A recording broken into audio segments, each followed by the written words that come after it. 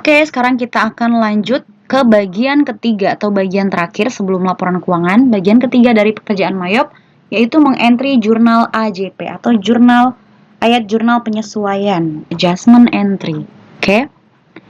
Sekarang kita lihat soal untuk AJP bukan lagi di soal jurnal ataupun soal buku besar, tapi ada di soal menyusun laporan keuangan. Kita lihat di sini ada soal menyusun laporan keuangan PT Diamond. Oke, ini ya dokumennya. Mulai dari dokumen 26 sampai dokumen 29. Oke, kita mulai dari dokumen 26. Ada penyusutan aktiva tetap. Kita punya aktiva atau aset itu ada building, bangunan, dan equipment peralatan. Vehicle tidak ada karena sudah kita jual tadi. Berarti kita akan menghitung penyusutan bulan Desember sesuai dengan jumlah yang ada di soal ini. Kita lihat langkah Mayopnya.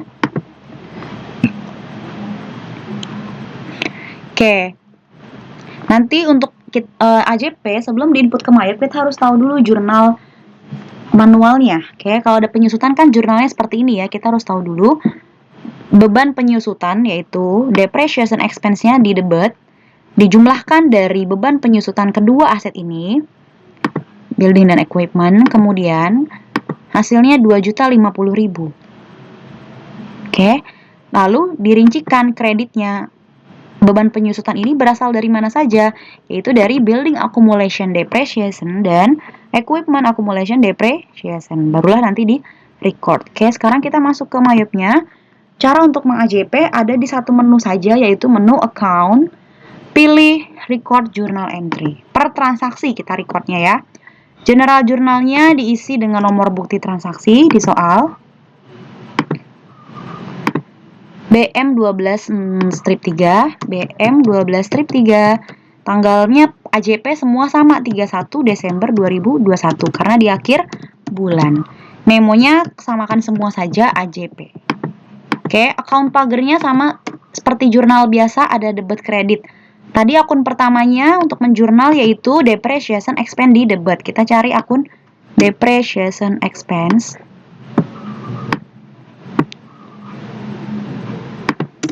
Di debit sebesar 2.050.000. Ketik sendiri, enter. Akun di kreditnya adalah building accum debt. Kreditnya, nah ini kan muncul sendiri, kita ketik sendiri. Harus disamakan dengan soal. 1.250.000 untuk building. 1 juta. Kita hapus 1.250.000. Enter. Akun kedua yang mengalami penyusutan adalah equipment. Equipment accum debt. Kredit, tab. Nah, muncul sendiri selisihnya itu 800.000. Kita tab lagi sampai akhirnya muncul total debit kreditnya balance 2.050.000. Kalau sudah record. Oke. Nah, jangan di cancel, langsung aja kita masuk ke dokumen ke-27. Penyesuaian akhir periode, bukti memorial penyesuaian akhir periode. Persediaan akhirnya sekarang 3 juta. Oke. Beban asuransi yang kadaluarsa 1.500.000. Taksiran kerugian piutang dagang 5% dari saldo 31 Desember 2021. Satu-satu dulu ya. Jadi dalam satu transaksi ada 3 kali jurnal. Kita tulis dulu nomor buktinya BM12 4. Oke, BM12 strip 4. Memonya kita ketik AJP lagi. Oke, kita jurnal untuk transaksi baris pertama dulu. Kita lihat jurnal manualnya dulu. Dokumen ke nih. Yang pertama, kalau ada perlengkapan sisanya segitu yang ditulis di soal, kita harus tahu perlengkapan awalnya, ya. Kita lihatnya dari soal jurnal atau soal laporan keuangan juga ada. Neraca saldonya kita lihat lagi. Tadinya supplies kita ada berapa? Tadinya supplies kita ada 14.550.000. Terus di soal bukti memorial, supplies kita tinggal 3 juta. Berarti beban yang dipakainya yaitu selisihnya sebesar 11.550.000. Oke. Lalu untuk jurnal yang kedua, beban asuransi yang telah kadaluarsa. Kalau kadaluarsa itu yang sudah dipakai, dan di sini sudah tertulis beban. Beda dengan supplies. Supplies itu yang ditulis bukan beban yang sudah dipakai, tapi persediaan akhirnya. Jadi kalau untuk beban asuransi kita tidak perlu lagi mencari berapa bebannya, karena di sini sudah tertulis bebannya 1.500.000. Berarti nanti jurnal yang kedua sudah jelas ya. Tadi jurnal pertama beban perlengkapan atau supplies expense debit pada supplies. Jurnal kedua beban asuransi atau insurance expense pada prepaid insurance. Yang ketiga, kita menaksir ada kerugian piutang yang tidak dilunasi oleh pelanggan kita sebesar 5% dari saldo 31 Desember. Nah, dari hasil perhitungan ya, kalau secara manual, saya cepatkan saja di sini, hasilnya nanti beban kerugian piutang yang diperkirakan adalah 4.021.000. Di kreditnya adalah cadangan. Jadi kita mencadangkan kerugian piutang sebesar 4.021.000. Oke. Jadi ada 3 jurnal sekaligus dalam satu dokumen transaksi. Yang pertama, supplies expense pada supplies. Oke. Kita cari supplies expense. Debitnya adalah 11.550 pada supplies. Oke, di kredit. Nah, muncul sendiri, kita enter. Jurnal kedua, insurance expense pada prepaid insurance. Insurance expense tadi berapa? 1.500.000 pada insurance. Prepaid insurance ya. Tab.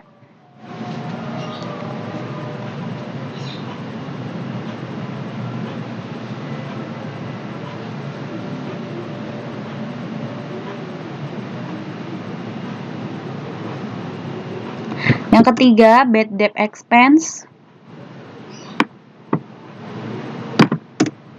sebesar 4.021.000 pada kreditnya allowance for the full debt, cadangan kerugian piutang, kreditnya sama, tab lagi ya sampai muncul akhirnya begini, total debit kreditnya balance 17.071.000, record. Oke, next, langsung gak usah di cancel. Dokumen ke-28. Penyesuaian akhir periode telah diterima rekening koran dari BCA tanggal 31 Desember. Ada interest revenue, pendapatan bunga 5 juta. Tapi dipotong dengan charge-nya atau biaya admin bank. Ya, bank servicer itu biaya admin banknya 200.000. Logikanya, kalau kita dapat penghasilan 5 juta dikurang 200.000 denda, bukan denda, biaya adminnya berarti yang kita dapatkan 4.800.000. Gimana jurnal manualnya? Kita harus tahu dulu. Berarti jurnal manualnya, cash in bank yang kita terima, total bersih yang kita terima 4.800.000 di debit, lalu bank service charge atau beban biaya admin yaitu 200.000, sehingga total income yang diterima sesungguhnya 5 juta. Itu ya. Oke, berarti kita next masuk dokumen transaksinya BM 12 strip 5 ya. Oke, memo AJP. Kita cari cash in banknya. Yang pertama kita dapat uang cash in bank 4.800.000 di debit. Lalu kena bank service charge atau beban administrasi bank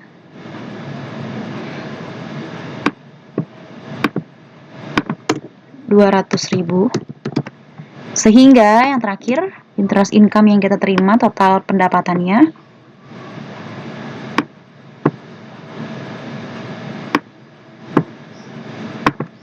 tab kredit 5 juta rupiah. Tab lagi, oke, sampai muncul total debit kredit begini. Kalau sudah, record. Terakhir untuk AJP. Nah, ini tentang PPN. Ya, agak rumitnya adalah kita harus tahu jurnal manualnya dulu. PPN income dan PPN outcome sesuai dengan faktur pajak standar. Maka kedua akun tersebut ditutup. Kalau ditutup berarti PPN outcome dan income-nya dibalik ke PPN payable. Bagaimana? Seperti ini. Nih, PPN outcome tadinya di kredit, PPN income tadinya di debit. Kita balik, PPN outcome-nya jadi di debit, PPN income-nya di kredit. Ya, untuk totalnya ada di cara-cara laporan keuangan manual ya. Ini saya hanya menjelaskan secara mayopnya saja, sudah langsung jadi. Jurnal manualnya untuk PPN outcome-nya segini, 166.380, income-nya 119.360. Sehingga ada selisih kan. Nah, selisihnya ini menjadi PPN payable di kredit. Supaya debit kreditnya balance menjadi 166.380. Maka 119.360 ditambah dengan PPN payable 47.020.000. Oke, terus jurnal keduanya PPN badan dengan cara berikut. Kita hitung PPH badan. Ya, tarif normalnya 0,5% dikalikan pendapatan bruto atau pendapatan kotor. Ya, lalu hitung PPN income tax payable. Pajak yang harus dibayarkan ya. Oke, ini. Jadi, kalau ada perhitungan, kalau ada perhitungan PPH badan, pajak penghasilan badan itu belum langsung dibayar alias mesti menjadi hutang, kita baru minta untuk dihitung. Jadi masuknya ke dalam beban PPH, income tax itu kan pajak penghasilan. Beban PPH pada utang PPH. Kenapa utang? Karena belum disetorkan uangnya, ya, belum disetorkan kepada Dirjen Pajak. Seperti ini jurnalnya. Langsung aja kita input BM 12 berapa ini? 6. Oke, AJP. Yang pertama PPN outcome di debit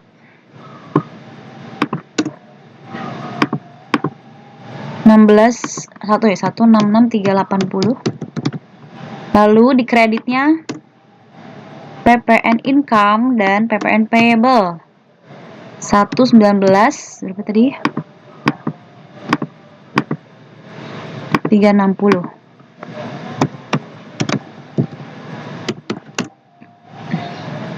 Lalu pada PPN payable ditutup ke PPN payable. Jadi PPN payable itu untuk melengkapi supaya balance. Oke, kalau sudah, jurnal kedua yaitu income tax expense, beban pajak penghasilan.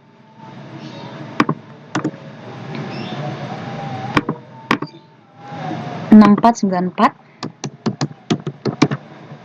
pada income tax payable. Oke, nah di tab sehingga muncul semuanya total debit kreditnya sudah balance. Kalau sudah, klik record, cancel. Oke, itu selesai untuk dokumen transaksi jurnal AJP.